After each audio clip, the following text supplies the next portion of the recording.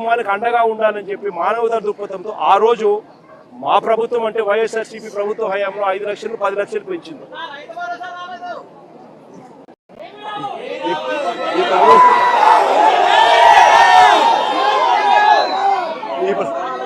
ఈ ప్రభుత్వంలో ఏమీ రాదు, అది పక్కన పెడితే ఆ 10 లక్షలు ఏదైతే అప్పట్లో గత ప్రభుత్వంలో మేము అనౌన్స్ మేము ఏదైతే ఇంప్లిమెంట్ చేసినామో, మామూలుగా ఏ తప్పు జరగకపోయినా కూడా, ప్రభుత్వం ఏ తప్పు చేయకపోయినా కూడా, నార్మల్ సర్కమ్స్టాన్సెస్ లో ఏదైనా దుర్ఘటన జరిగితే ఆ 10 లక్షల రూపాయలు ఇచ్చే పరిస్థితి. అలాంటిది ఇంత ప్రభుత్వం తప్పు జరిగినప్పుడు, ప్రభుత్వమే దీనికి బాధ్యత వహించాల్సిన పరిస్థితి ఉన్నప్పుడు కేవలము ఆ 10 లక్షల్లోనే 5 లక్షలు ఇచ్చి చేతులు దులుపుకుంటాము అని అంటే ఇది కరెక్టేనా, న్యాయమేనా, ధర్మమేనా అని అడుగుతా ఉన్నా. మరొకసారి ఈ ప్రభుత్వం ఇలాంటి తప్పులు ఎవరు చేయకుండా ఉండాలి అని అంటే కలెక్టర్లు కానీ, పోలీస్ డిపార్ట్మెంట్ కానీ ఒక కంప్లైంట్ కానీ చేతికి వస్తే, మనుషులు చనిపోతా ఉన్నారు, వెంటనే ఆదుకోవాలి అని చెప్పి ఎవరైనా కంప్లైంట్ చేస్తే స్పందించే తీరును మెరుగుపరచాలి అని అంటే ప్రభుత్వం అన్నది ఒక షాక్ తగిలితే తప్పనిచ్చి, ఆ అధికారులకు ఒక షాక్ తగిలితే తప్పనిచ్చి స్పందన అనేది రాదు. కాబట్టి ఖచ్చితంగా చెప్తా ఉన్నాం, ఈ చనిపోయిన 6 కుటుంబాలకు ప్రతి కుటుంబానికి ₹1 కోటి కాంపెన్సేషన్ ఖచ్చితంగా.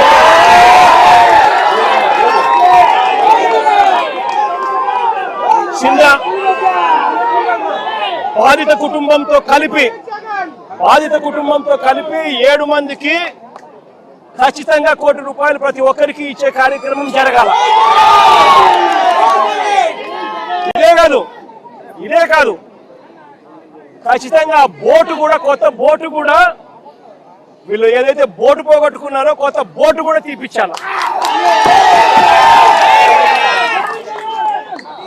కనీసం ఈ మాదిరిగా ప్రభుత్వం అన్నది షాక్ తగిలితే తప్పనిచ్చి, కనీసం రేపు పొద్దున అధికారులు అనే వాళ్ళు ఎవరైనా కూడా ఏదైనా కంప్లైంట్ వస్తే ఇంత సివియర్ గా రామిఫికేషన్స్ ఉంటాయి, ఇంత సివియర్ గా పెనాల్టీస్ ఉంటాయి. కాబట్టి ఖచ్చితంగా ప్రభుత్వం తప్పిదం అనేది ఉండకూడదు అని జాగ్రత్తలు పడతారు. ఎవరైనా కూడా కంప్లైంట్ ఇస్తే వెంటనే పరిగెత్తి వాళ్ళకి సహాయం చేసే కార్యక్రమం జరుగుతుంది. ప్రభుత్వం అన్నది రోల్ మోడల్ గా ఉండాలి. ప్రభుత్వం అన్నది తప్పు చేసే ప్రభుత్వంగా ఉండకూడదు.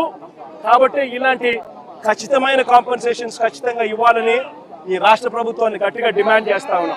నేను ఇంకొకటి కూడా చెప్తా ఉన్నా, ఈ ప్రభుత్వం కనీసం వీళ్ళని చూడడానికి ఇంటికి కూడా రాలా. కనీసం ఆ మేరకు కూడా మానవత్వం కూడా లేని ఈ ప్రభుత్వం.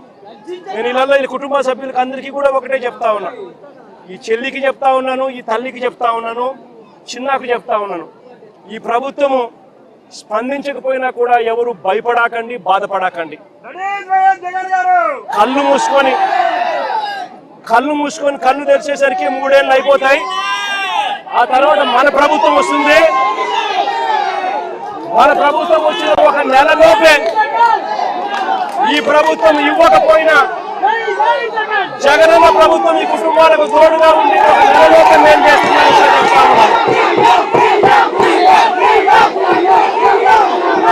నాది బాధ్యత, ఖచ్చితంగా చేపిస్తానని చేయిస్తాము.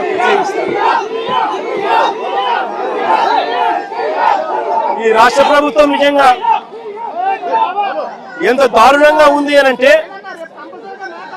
నిజంగా ఈ రాష్ట్ర ప్రభుత్వం ఎంత దారుణంగా స్పందిస్తా ఉంది అనంటే నేను కొన్ని ఉదాహరణలు చెప్తాను.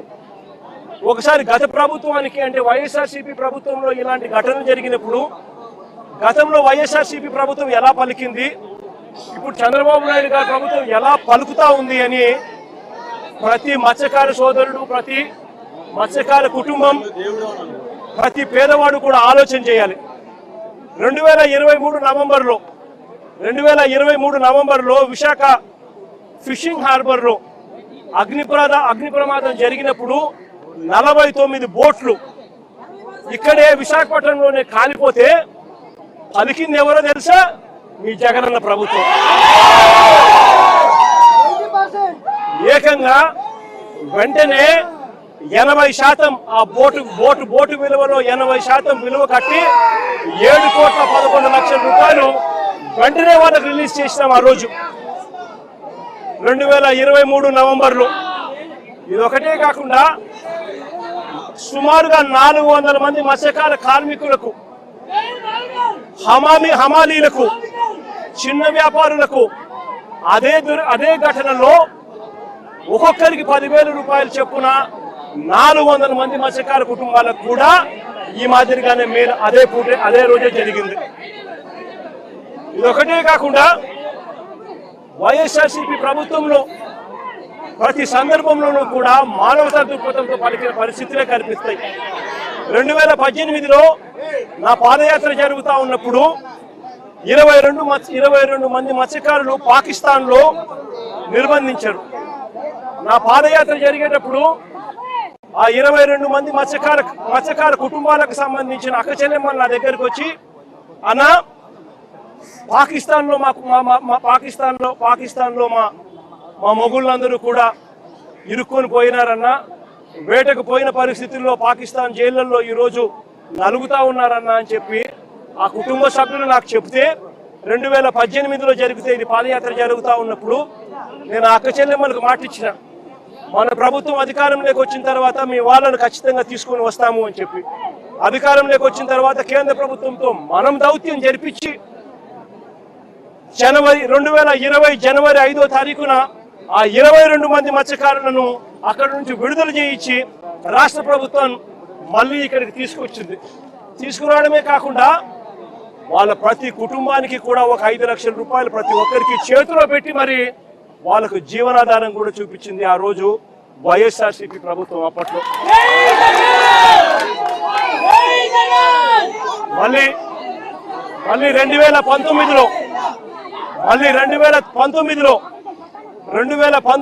మళ్ళీ మత్స్యకారులను 9 మంది మత్స్యకారులను బంగ్లాదేశ్లో వేటకు వెళ్ళి బంగ్లాదేశ్లో వాళ్ళందరూ కూడా నిర్బంధానికి లోనవుతే ఆ 9 మందిని కూడా సురక్షితంగా అప్పట్లో మళ్ళా కేంద్ర ప్రభుత్వంతో దౌత్యం చేసి సురక్షితంగా బంగ్లాదేశ్ నుంచి కూడా మళ్ళీ అప్పట్లో తీసుకొచ్చింది కూడా వైఎస్ఆర్సీపీ ప్రభుత్వమే. ఇది ఒకటే కాదు, ఇలాంటివన్నిటికీ కూడా పర్మనెంట్ గా ఫుల్ స్టాప్ పెట్టాలని, నిజంగా మత్స్యకారులు ఎక్కడికెక్కడికో వెళ్ళి బంగ్లాదేశ్, పాకిస్తాన్లకు వెళ్ళి అక్కడ వాళ్ళు నిర్బంధానికి లోను కాకూడదు అని చెప్పి పర్మనెంట్ గా ఫుల్ స్టాప్ పెట్టాలి అని చెప్పి దీనికి ఇంతకు ముందు ఎప్పుడు జరగని విధంగా మత్స్యకారుల కోసమే ఏకంగా 10 ఫిషింగ్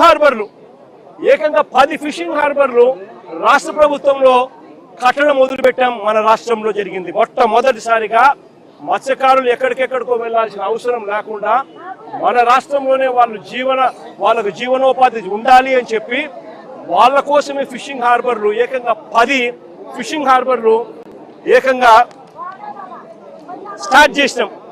జువలదిన్న నెల్లూరు జిల్లాలో, నిజాంపట్నం గుంటూరు జిల్లాలో, మచిలీపట్నం కృష్ణా జిల్లాలో, ఉప్పాడ తూర్పుగోదావరి జిల్లాలో, బూడగట్లపాలెం శ్రీకాకుళం జిల్లాలో, పూడి మడక అనకాపల్లి జిల్లాలో, కొత్తపట్నం ప్రకాశం జిల్లాలో, ఓడరేవు ప్రకాశం జిల్లాలో, బియ్యపు తిప్ప పశ్చిమ గోదావరి జిల్లాలో, మంచినీళ్లపేట శ్రీకాకుళం జిల్లాలో ఏకంగా ఈ 10 ఫిషింగ్ హార్బర్లకు శ్రీకారం చుట్టాము.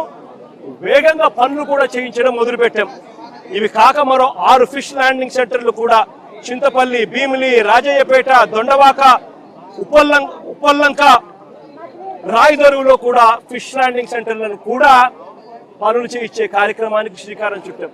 నేను ఒకటే చెప్తా ఉన్నా, ఎందుకు ఇవన్నీ కూడా చేశాము అని అంటే ఒక మానవత్వంతో చేశాం. మన వాళ్ళు ఎక్కడికెక్కడికో వెళ్ళి ఇరుకులు పడాల్సిన అవసరం లేకుండా మన వాళ్ళకి ఇక్కడే మన వాళ్ళకి ఫిషింగ్ హార్బర్లు ఉండాలి. మన వాళ్ళకి ఇక్కడే ప్రభుత్వం సబ్సిడీతో బోట్లు కొనుగోలు చేసి వాళ్ళకి ఇప్పించే కార్యక్రమం జరగాలి. మన ప్రభుత్వం కానీ వైఎస్ఆర్సీపీ ప్రభుత్వం కానీ తిరిగి వచ్చిందంటే ఈ 10 ఫిషింగ్ హార్బర్లలోనూ కూడా ఒక్కొక్క ఫిషింగ్ హార్బర్లలో కనీసం అంటే 10,000 బోట్లు కనీసంగా తిరుగుతూ ఆ 10,000 బోట్లకు సంబంధించి ఒక్కొక్క బోటుకు 7-8 మంది ఓనర్లను చేస్తూ కనీసం ఈ 70-80 వేల మందిని ఒక్కొక్క చోట వీళ్ళందరికీ కూడా జీవనోపాధి చూపిస్తూ ఏకంగా 50% గ్రాంట్ స్టేట్ గవర్నమెంట్ ఇస్తూ లోన్ మరో 50% లోన్ ఇప్పిస్తూ వీళ్ళందరికీ కూడా మంచి చేసి వీళ్ళ కాళ్ళ మీద వీళ్ళు నిలబట్టే గొప్ప అడుగు పడి ఉండేది. రాష్ట్ర ప్రభుత్వం నిజంగా మారింది. ఈరోజు జరుగుతూ ఉన్నది ఏంటంటే ఫిషింగ్ హార్బర్లు మనం ఎవరైతే మత్స్యకారుల కోసం మనం కట్టించాలని మనం అనుకుంటే ఆ ఫిషింగ్ హార్బర్లు ఇవాళ స్కాములు చేస్తూ అమ్ముతున్నారు. జువెల్దిన్న ఫిషింగ్ హార్బరు చేపల కోసం పోయే మత్స్యకారులకు బోట్లు కొనిచ్చి ఆ బోట్లను పార్కింగ్ చేసేదానికోసం ఆ హార్బర్ను వాడాల్సిన చోట ప్రైవేటుకు చంద్రబాబు నాయుడు స్కాములు చేస్తూ అమ్ముతా ఉన్నాడు. నిజంగా ప్రతి మత్స్యకారు సోదరుడు కూడా ఆలోచన చేయాల్సిన అవసరం వచ్చింది. రాష్ట్రంలో ఉన్న ప్రతి పేదవాడు కూడా ఆలోచన చేయాల్సిన పరిస్థితి కూడా ఉంది. నిజంగా ఎంత దారుణంగా ఉంది ప్రభుత్వం అంటే, మన ప్రభుత్వంలో మంత్రి సిదిరి అప్పలరాజు మత్స్యకార మంత్రి మన ప్రభుత్వంలో ఈరోజు మత్స్యకారులను చంద్రబాబు నాయుడు ప్రభుత్వం ఎంత దారుణంగా హింసిస్తూ ఉంది అంటే చిన్న ఎగ్జాంపుల్ ఆ సిదిరి అప్పలరాజు కథ వింటే. సిదిరి అప్పలరాజు కొడుకు 18 ఏళ్ల పిల్లోడు. సిదిరి అప్పలరాజు